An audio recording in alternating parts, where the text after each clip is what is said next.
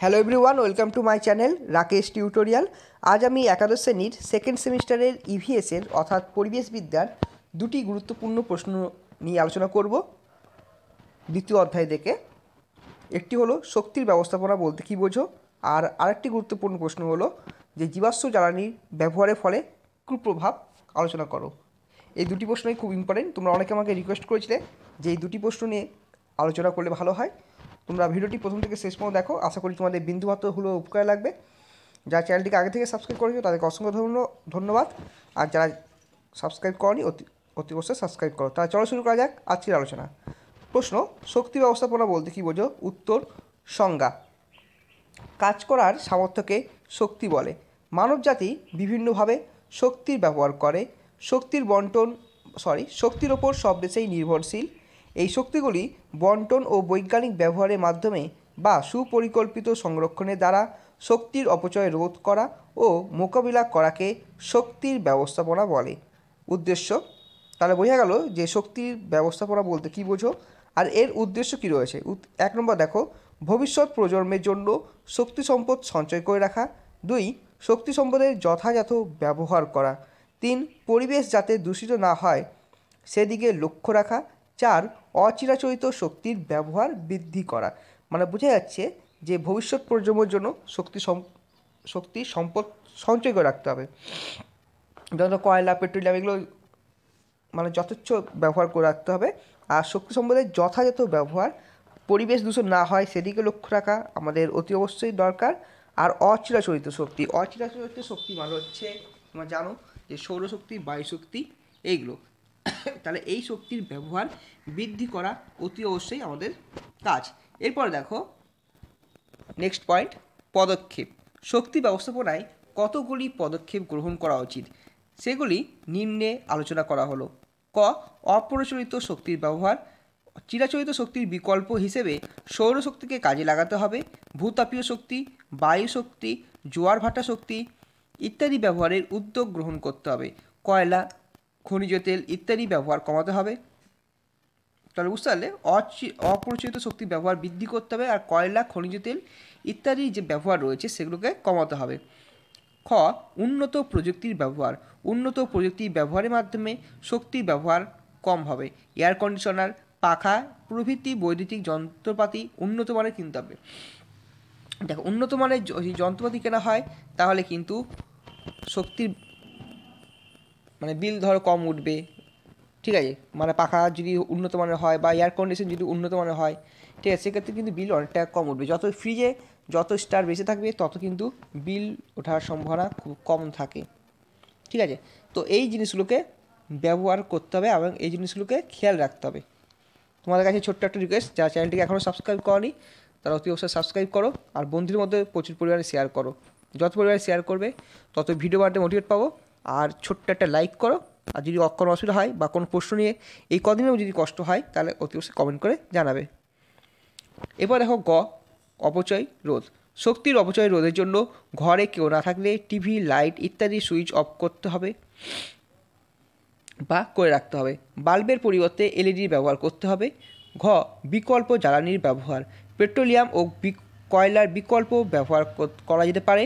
এর ভালো দিকগুলি হলো সহজলভ্য, ব্যয় কম প্রভৃতি। উপসংহার, সূক্ষ্ম বিষয়গুলিকে নজর দিয়ে শক্তির অপচয় রোধ করতে হবে। সামগ্রিকভাবে শক্তি সঞ্চয়ের প্রতি যত্নবান হতে হবে। এগুলি হলো শক্তির ব্যবস্থাপনা। তাহলে বোঝা গেল যে সূক্ষ্ম যে ছোটো ছোটো বিষয় রয়েছে সেই ছোটো ছোটো বিষয়গুলোকে মনে রাখতে হবে। আর শুধুমাত্র যে নিজে জানলেই হবে না, অপরকে জানাতে হবে। সে তুমি বয়সে ছোটো হও বা বড় হও, ঠিক আছে, সেটা কোনো ব্যাপার না। সবাইকে এই ব্যাপারে অ্যাক্টিভ হতে হবে, সচেতন হতে হবে। তাহলেই কিন্তু আমাদের ভবিষ্যৎ প্রজন্মের কথা মাথায় রেখে সুস্থায়ী উন্নয়ন সাফল্য লাভ করবে। ঠিক আছে, এরপরে যেটা গুরুত্বপূর্ণ প্রশ্ন নিয়ে আলোচনা করব, সেটা এবারে কিন্তু পরীক্ষা আসার খুব সম্ভাবনা রয়েছে। কারণ এটা কিন্তু প্রত্যেকটা স্কুলে দেখা গেছে অনেকে স্যাররা টেস্ট নিয়েছেন বা মক টেস্ট নিয়েছেন, সেক্ষেত্রে কিন্তু এই দুটো প্রশ্ন কিন্তু খুব অ্যাভেলেবেল ছিল। এই শক্তির ব্যবস্থাপনা বলতে কী বোঝো, আর নেক্সট যে কোশ্চেন নিয়ে আলোচনা করবো সেই প্রশ্নটা। তা চলো দেখো নেক্সট প্রশ্ন কী রয়েছে শক্তির চ্যাপ্টার থেকে। পরিবেশের ওপর জীবাশ্ম জ্বালানির ব্যবহারের প্রভাব লেখো। উত্তর, ভূমিকা। পরির মধ্যে চাপা পড়ে ভূপৃষ্ঠের চাপ, ভূগর্ভের তাপ, উদ্ভিদ ও প্রাণী দেহে রাসায়নিক বিক্রিয়ায় খনিজ তেল, কয়লা, প্রাকৃতিক গ্যাস প্রভৃতি জ্বালানিতে পরিণত হয়। একে জীবাশ্ম জ্বালানি বলে। জীবাশ্ম জ্বালানি ব্যবহার করলে প্রত্যক্ষ বা পরোক্ষভাবে পরিবেশ দূষণ করে। জীবাশ্ম জ্বালানি ব্যবহারের কয়েকটি ক্ষতিকর প্রভাব নিম্নে আলোচনা করা হলো। 1 নম্বর পয়েন্ট দেখো, খনিজ উত্তোলনের সময় মিথেন, কার্বন প্রভৃতি ক্ষতিকারক গ্যাস এবং কয়লা দহনের ফলে ধুলো, বিভিন্ন ক্ষতিকারক গ্যাস নির্গত হয়, যার ফলে বায়ু দূষণ ঘটে। তাহলে বোঝা যাচ্ছে মিথেন, কার্বন এই যে ক্ষতিকারক গ্যাস রয়েছে, সেই ক্ষতিকারক গ্যাসগুলো যেমন খনিজ উত্তোলনের সময় ক্ষতি করছে, ঠিক সেরকমভাবে যে কয়লা দহনের ফলে ধুলো, ঠিক আছে, সে বিভিন্ন ক্ষতিকারক গ্যাস নির্গত হচ্ছে, যার ফলে বায়ু দূষণ ঘটছে। ঠিক আছে, তাহলে পরিবেশকে দূষণ মুক্ত করার জন্য আমাদের সকলেরই ভালো করে সচেতন হতে হবে। সবসময় কথায় কথায় 4 চাকা গাড়ি বা বাইক নিয়ে ঘুরলেই হবে না, মাঝে মধ্যে একটু স্বাস্থ্য ঠিক রাখার জন্য হাঁটাচলাও করতে হবে। ঠিক সেরকমভাবে হাঁটাচলা শুধুমাত্র করলে স্বাস্থ্যের ঠিক থাকে না, পরিবেশেরও ঠিক থাকে। নিজে সচেতন হও, সবাইকে সচেতন করো। এরপর দেখো নেক্সট পয়েন্ট যেটা রয়েছে 2 নম্বর পয়েন্ট, এটা খুব গুরুত্বপূর্ণ পয়েন্ট। বাস্তুতন্ত্রের ভারসাম্য নষ্ট। খনিজ উত্তোলনের সময় প্রচুর পরিমাণে গাছপালা কাটা হয়, বসতির বিন্যাস ঘটে, যার ফলস্বরূপ জীব বৈচিত্র্য ও বাস্তুতান্ত্রিক ভারসাম্য নষ্ট হয়। 3. জলের অভাব। কয়লা বা খনিজ তেল উত্তোলনের ফলে জলের অভাব দেখা যায়। ভৌত প্রক্রিয়ায় জলের পরিমাণ বেশি লাগে, শিল্পক্ষেত্রে, কৃষিকাজে প্রচুর জলের প্রয়োজন হয়।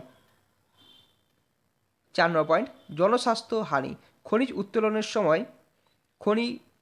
খনিজ অঞ্চলের জল, স্থল ও বাতাস দূষিত হয়, যার ফলে শ্রমিক ও স্থানীয় বাসিন্দাদের স্বাস্থ্যের ওপর বিরূপ প্রতিক্রিয়া দেখা যায়।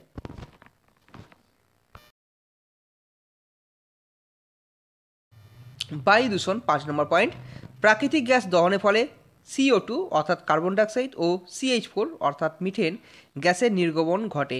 এটি বায়ু দূষণের সহায়ক। 6 নম্বর পয়েন্ট, জল দূষণ। কয়লা ও পেট্রোলিয়াম জাতীয় দ্রব্য উৎপাদনের সময় প্রচুর পরিমাণে ক্ষতিকারক দ্রব্য এতে উৎপন্ন হয়, এগুলি জলে মিশলে জল দূষণ ঘটে। তাহলে বোঝা যাচ্ছে যে জীবাশ্ম জ্বালানির ব্যবহারের অনেক ক্ষতিকারক দিক রয়েছে, আর সেগুলোকে আমাদেরকে সচেতন হতে হবে এসব ব্যাপারে, যাতে জল দূষণ, মাটি দূষণ, বায়ু দূষণ, শব্দ দূষণ না ঘটে এবং জনস্বাস্থ্যের ওপর কোনো ক্ষতিকর প্রভাব না পড়ে, সেদিকে লক্ষ্য রাখতে হবে। তাহলে আজকের আলোচনা তোমাদের কেমন লাগলো অতি অবশ্যই কমেন্ট করে জানাবে। তাহলে দেখা হচ্ছে নেক্সট ভিডিওয় নতুন কিছু টপিক নিয়ে। আর 3rd সেমিস্টারের